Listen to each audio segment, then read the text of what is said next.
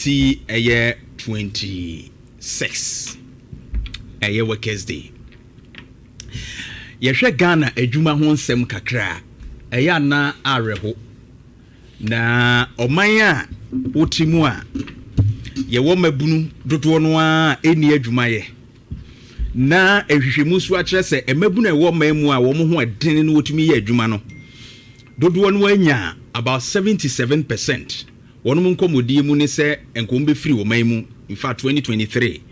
2024 surveys ahodo a ekoso we saw more than 70% of the youth working force no enya ya be free wo mamu because adwuma ho nsem no enhye da enkoyi omo so kura enya adwuma no so a enhye da enkoyi bambeso oba Facebook ye live on so YouTube annual household income and expenditure survey bia Ghana Statistical Service in 2024 ye de be 2025 mu edeba ekire yen ade bi na Oko Ghana Labor Market Information System I'll be who they making.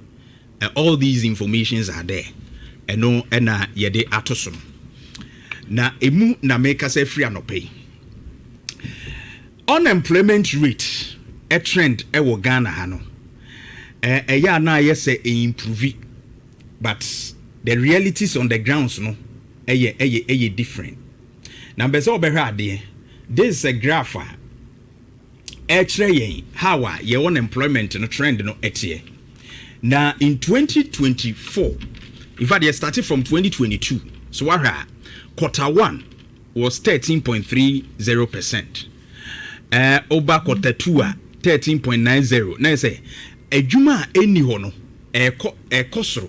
ejuma ho nsem no ekọ atwe bebre. In fact the ba quarter 3 of 2022 and yes eso te kakra. And the bar femo in fact improve in quarter 4 of 2022. It means one more start ya sabre no na ban no I implementing nyuma bebre afifa youth bia gumu youth in agriculture youth in other sectors employment ni ade a na napko isu ni na mu a adwuma yi ye hu se improvement kakra aba I was in human nsem do na enye sustainable, but some of the normal womudi gugu ekwemu no e ma yetimi e ba fem kakra. But when it gets to quarter 1 of 2023 na fe ye shoot to 14.9%. Unemployment rate no anya papa bia wo hwese the trend no etie na obetimi abehwe e wo eye Facebook. By quarter 4 of 2024 na chese yeda 13.1. Now said yetini before see be 2025 ede ba nyina no enye papa bia because currently cry that 13% no and ye chiro say when you take Ghana for 8 year wo medi mfinhia be 15 years ede kwa ewo adwuma ho nsemu no uyimu nwotwe a emu ba ko pe ena chese wo hwa them 1 out of every 8 Ghanaians aged 15 years and above in labor force is unemployed. Enti uyimu nwotwe bia na emu ba ko de obetumi akase oni adwuma bia kora a woye den oye. Enti se bi onu ankasa bie na adwuma bia na se bi otete ba bia fetebu bia oye mumu bia na woye ye no ma bi oni hweyo sankrofo no nipa nwotwe bia nipa ba ko.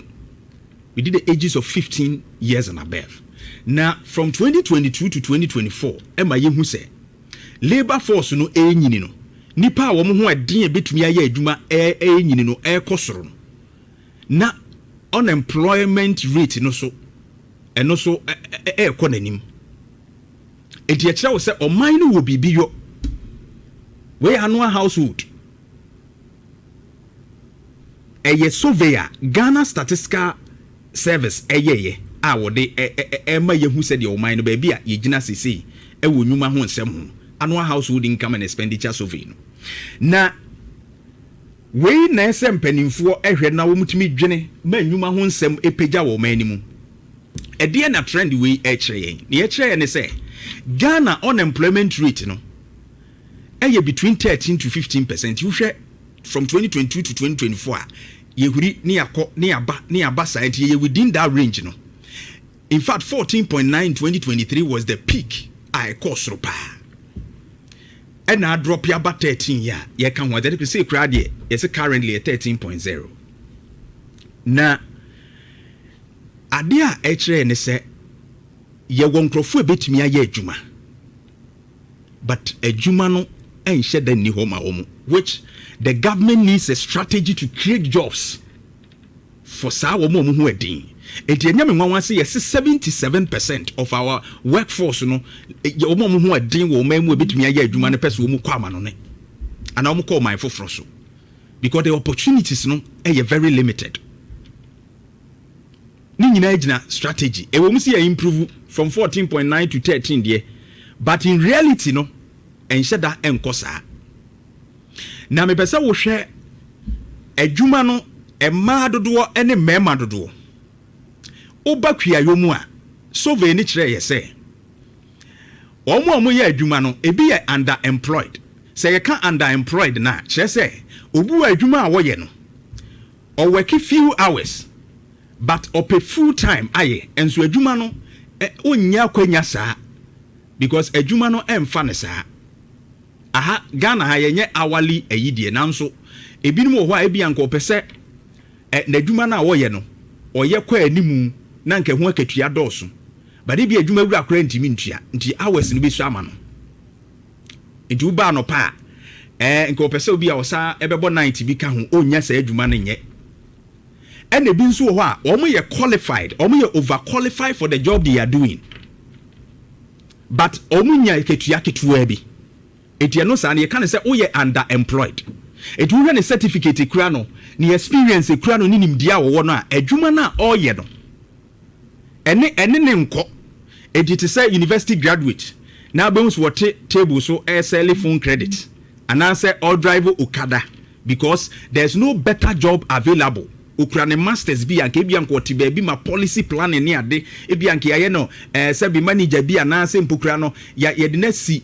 position bi a ono no e de nimdi a wakonya wo school no e de planning yie e de abo institution no but such a person adwuma ni wonti no so resort to a low yan can say low level job than a certificate in a qualification no.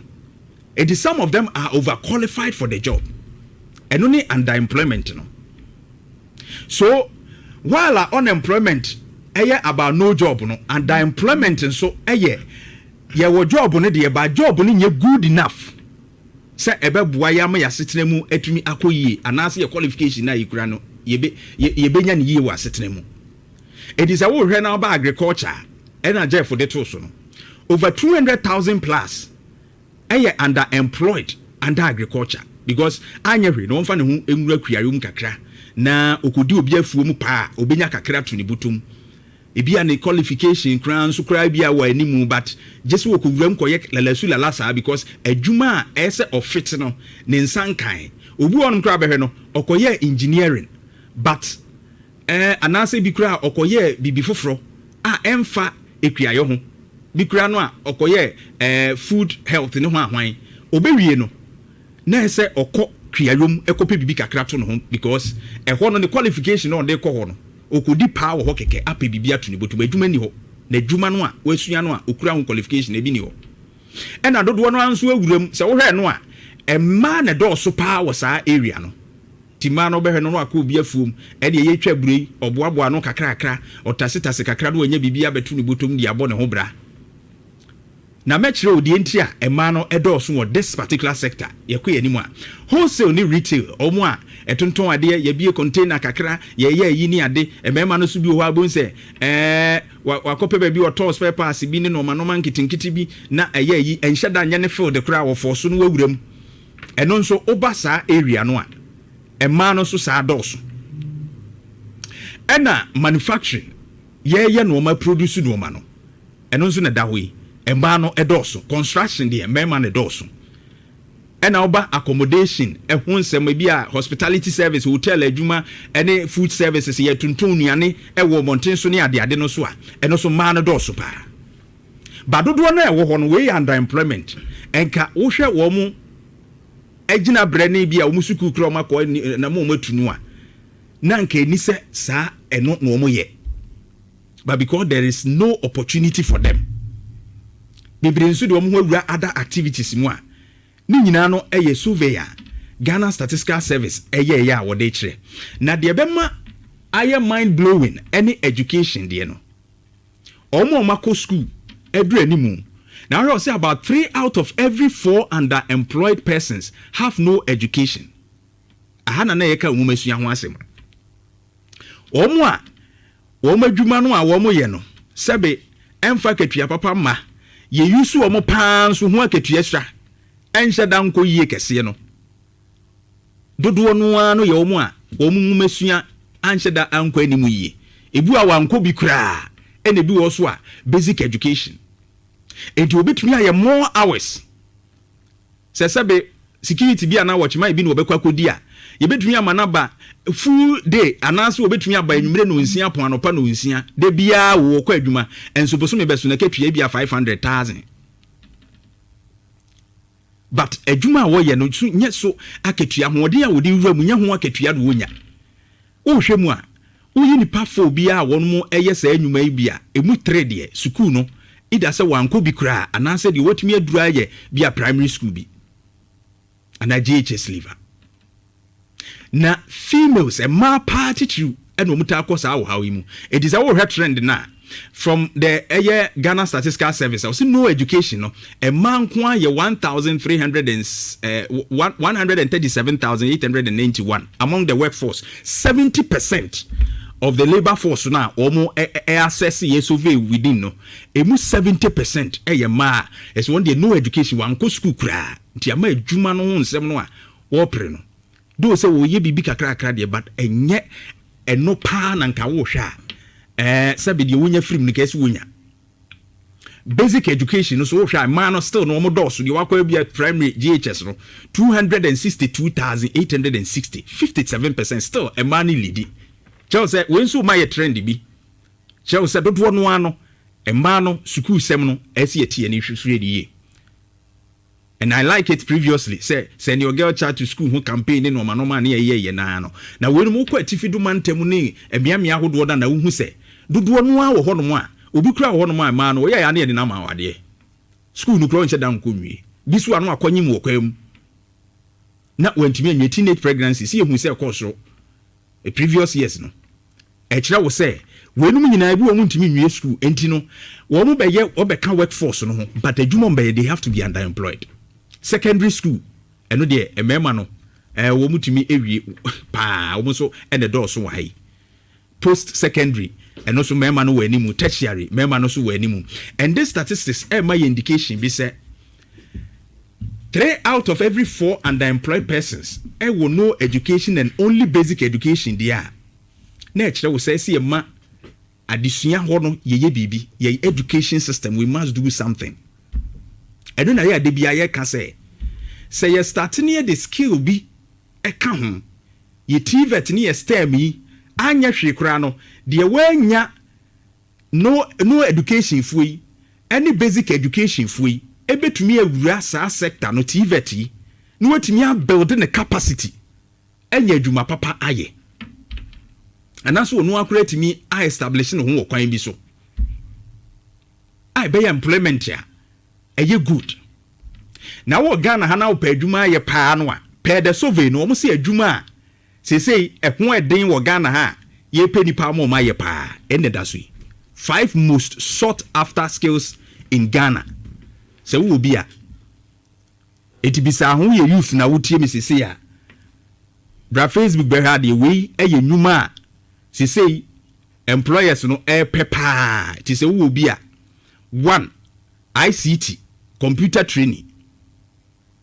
intina we ana uni afo ye yi advert yi wo mo ka brabesua computer ene unim computer ye mfa ba bia nti universities ni ade schools ni bi wo ba ma start ye computer training studies e ma wo mo de aka course e kire wo se ene enuma ni bi wo ho a wo mo pepa unim computer ye mfa wo because the computer na ekoye adwuma edu ye babunu na wotie mi na try to learn ICT eka wo de wunim ho very very much important. Ni omo pebiem nso ye engineers.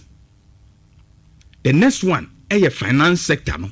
omo ebeye banking for ne sa no no eno so wonu mo esorte after pa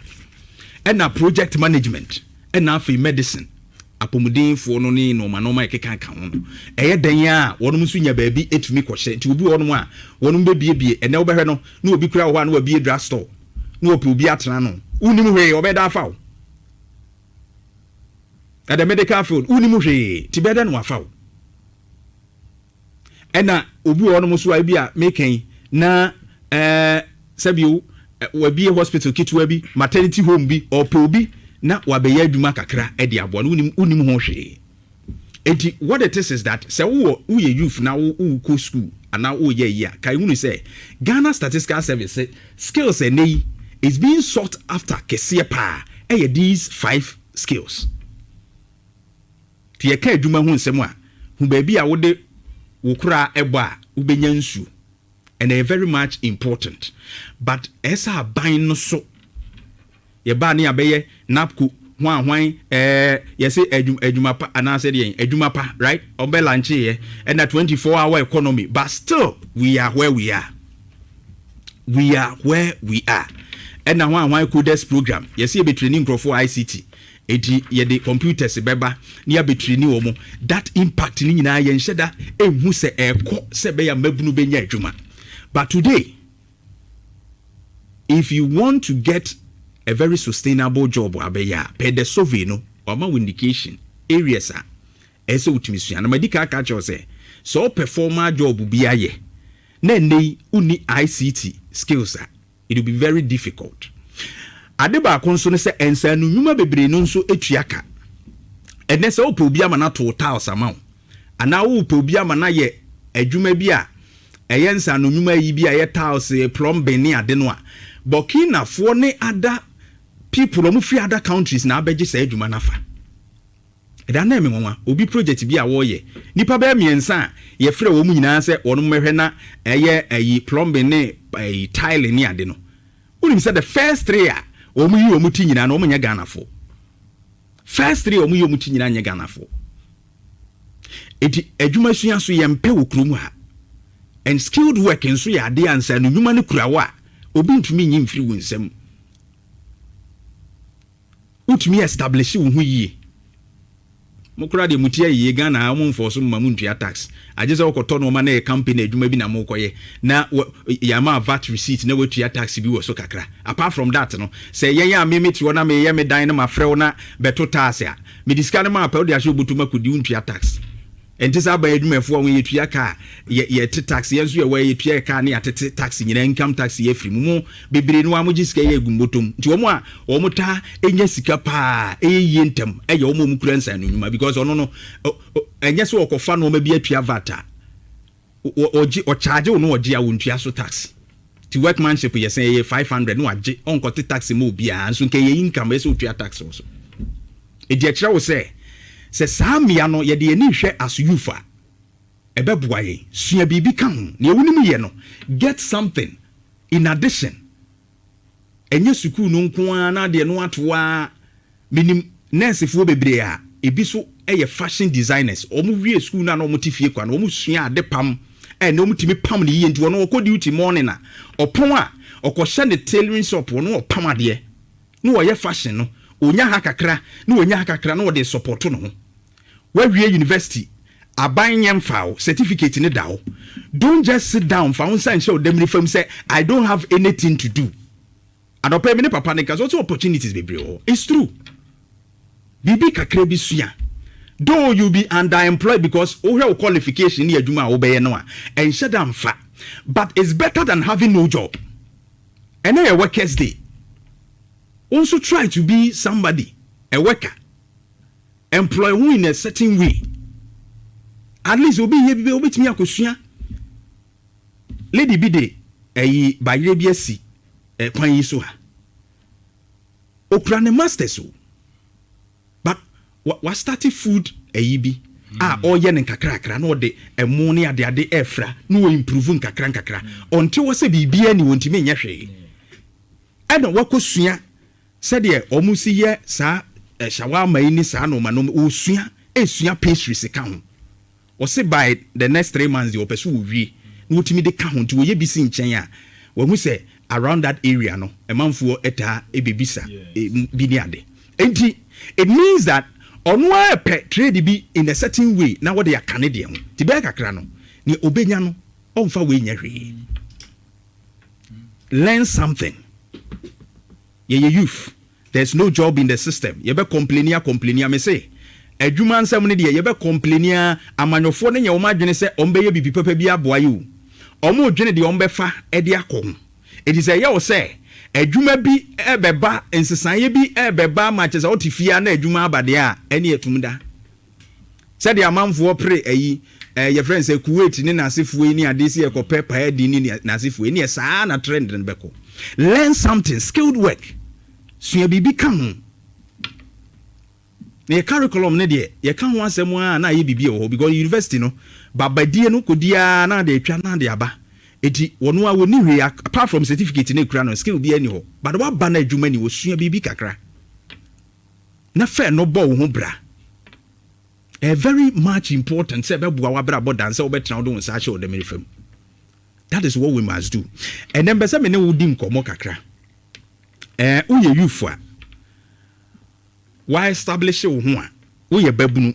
wankasa uye bibi kakra de boa wo ho a me pesa me ne wodi nkomo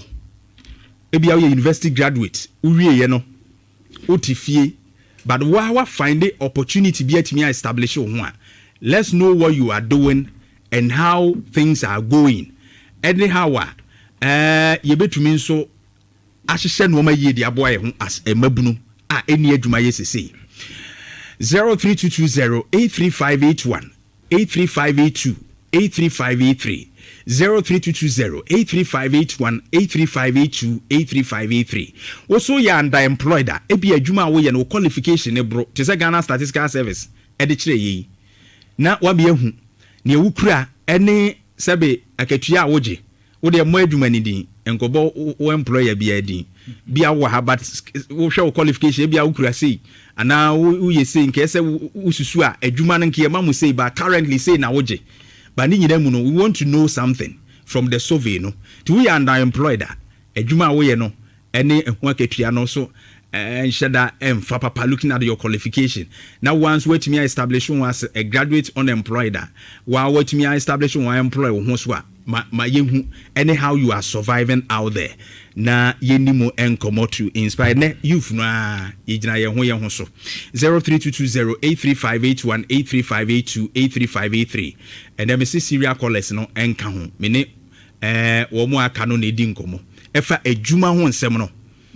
saying na wusifa establish ho afa as a youth ewo maimu na yendi nkomo between 15 memfa nkosi 35 years yendi nkomo how have you been able to establish yourself well the mama standing kranko 40 between that na 15 to 40 years within that age range you know ubetumi afreni yendi nkomo say life begin at 40 until when you 40 years but they be youth range they be categorizing on in different ways they be 35 be so called 39 other way but we ending come we are 15 to 40 years what are you doing currently qualification ben the credit juma ben na we what me asua bibia kan after obi a school no would tu anamo bi a eboa let's educate ourselves ending come 03220835818 83582 83583 na yendi nkomo